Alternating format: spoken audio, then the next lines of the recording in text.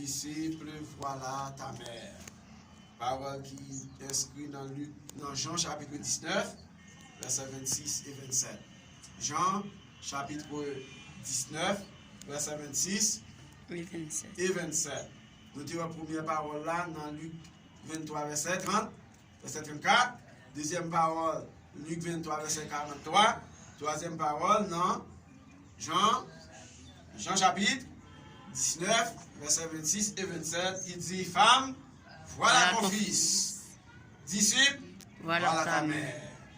Jésus, t'es à maman et auprès de maman, le disciple qu'il te remet en pile là, il dit à maman, femme, voilà ton fils. Puis il dit au disciple, voilà ta mère. La troisième parole du Seigneur à la croix rugueuse surprend encore. À la première parole, Jésus-Christ est occupé de la masse incrédule qui t'a entouré, qui t'a ironisé, qui t'a maltraité, bastonné. Il t'a gagné un besoin urgent pour te pardonner. Il priait pour eux. À la deuxième parole, le Seigneur s'occupe d'un criminel près de lui. Il faut qu'il entre au paradis. À la troisième parole, Christ porte son attention sur ses proches. Christ porte son attention sur ses proches. Il faut suppléer à leurs besoins. Cette troisième parole du Seigneur de la croix implique, établit une sorte de relation. Une relation. Pour la troisième parole, femme, voilà ton fils, disciple, voilà ta mère, d'impliquer une nouvelle relation. Le Seigneur a établi une relation toute nouvelle entre les enfants de Dieu. Elle est intense et solide. Relation ça. Il constitue un lien spirituel doux et fort dans les rangs des âmes rachetées. Ce lien est primaire dans l'amour, dans l'esprit. Il est d'une tangible réalité depuis la croix. Sa douceur et sa force sont plus réelles que le lien familial le plus étroit. Douceur, relation ça, les plus réel que lien familial qui t'a gagné entre deux mondes qui même maman et même papa. Parce que Jésus-Christ, amour ça, lien ça, relation ça, il prend deux mondes qui rencontrent, ils ont sorti Marouge, ils ont sorti Verrette, ils ont sorti au Cap, l'autre a sorti Jérémie, et puis ils ont rencontré Gonaïve, ils ont rentré dans l'église, ils ont servi bon Dieu, ils ont vu à vivre, puis ils ont passé des mondes qui fait dans ce même temps. C'est ça, ces relations, ça, le Seigneur Jésus-Christ l'établit. Lui accordé exclusivement aux croyants, relation ça, aux croyants nouveau-nés, aux croyants purifiés par son sang précieux. Cette relation lui fait entonner si volontiers ce célèbre cantique inscrit au numéro des chants d'espérance 21, bien sûr, des chants d'espérance. Non, c'est pas ça. C'est béni soit le lien qui nous unit en Christ.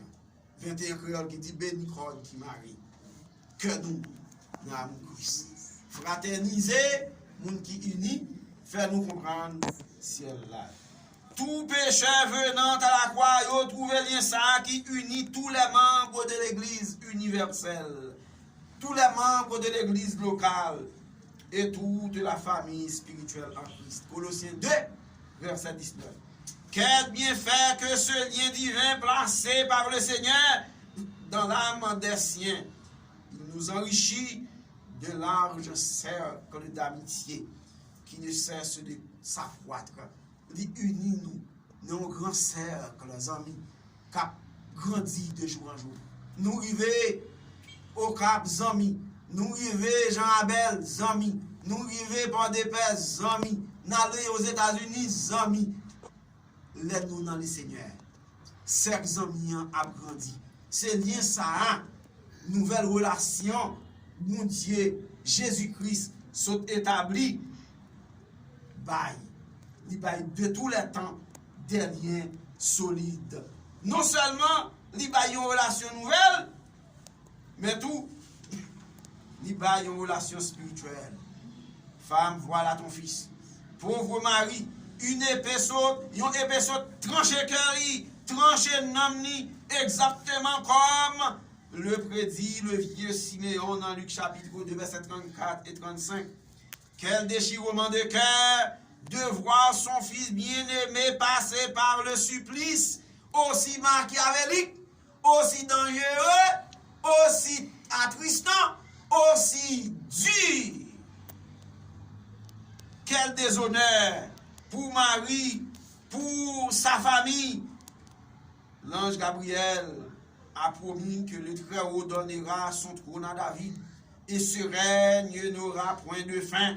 Dans Luc chapitre 1, verset 27 et verset 33. Dieu ne peut pas mentir. Bon Dieu pas capable de mentir. Voilà, mais ça fait, il dit tout bagaille fini. C'est fini. Oui, en ce qui a trait à la croix, non pour le trône.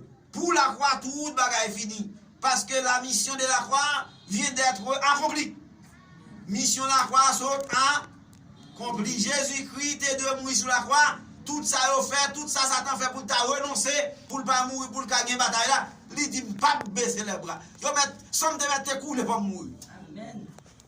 Sans te mettre tes coups, il faut mourir. Jésus-Christ d'accord pour mourir. Il mourit. Et maintenant, bon Dieu dit oui. Pour ça qui vient à la croix, toute bagaille est finie. C'est fini. Entièrement fini. Mais, nous pouvons corriger. Parce que faut que Jésus-Christ finisse de régner. Faut que le trône, faut qu'il y ait un trône. Oui, l'épée a profondément pénétré la noble âme de la mère de Christ. La blessure est immense.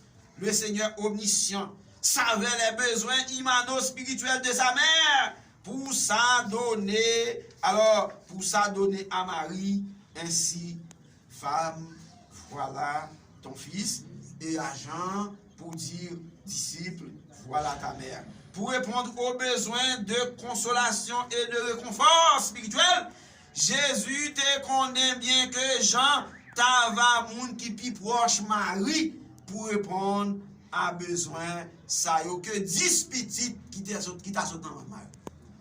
Il connaît que Jean en tant que un moun qui croit dans Jésus-Christ tout, qui sont chrétiens tout, il croit que Jean t'a capi répondre parce que 10 autres petites Marie t'a gagné.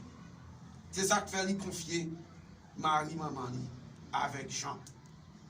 Pour Marie, le plus précieux des fils en cette heure sombre de sa vie était le disciple Jean, car à l'heure de l'épreuve, la famille spirituelle apporte plus bon capable de plus bon secours, plus bonne compréhension que petite naturelle. Dans le moment épreuve, petite qui croit dans le Seigneur Jésus-Christ là, relation d'amour qui lié chrétien ensemble, eh bien, dans l'épreuve, petite ça, c'est lui-même qui capote plus bon secours, qui capote plus bon compréhension pour maman. Femme, voilà ton fils, et disciple, voilà ta mère. L'impliquer en responsabilité nouvelle de la part du disciple Jean, de s'occuper des besoins temporels et humains des frères dans la foi.